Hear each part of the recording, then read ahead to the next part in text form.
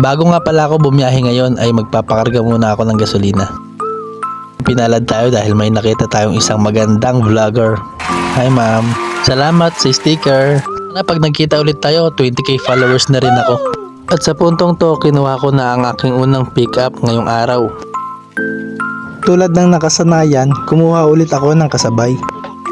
At nagsimula na rin ako sa aking paglalakbay. Maluwag ang daloy ng trapiko ngayong araw kasi ito'y disperas ng Chinese New Year, kaya konti lang ang mga bumabiyahe. Kaya pala mabilis mawala ang booking sa apps kasi mataas ang mga rate ngayon.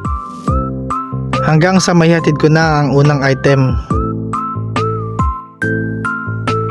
At nang papunta na ako sa aking pangalawang drop off, naligaw pa ako kaya nagtanong ako kay tatay kung saan papunta sa tamang tao. At nai-deliver ko na ang pangalawang item. Itinuro pa nga sa akin ni sir kung saan ang daan palabas. At naghintay ako ng book pabalik na Makati pero wala talagang pumapasok. Nagkakaubusan ng booking ngayon kasi nga matataas ang mga rate. Kaya mula Taguig, gapang na lang pauwi na Makati. Maraming salamat sa patuloy na pagsubaybay. Muli, paki-subscribe ako sa aking YouTube channel at paki-follow ako sa aking TikTok account. Salamat!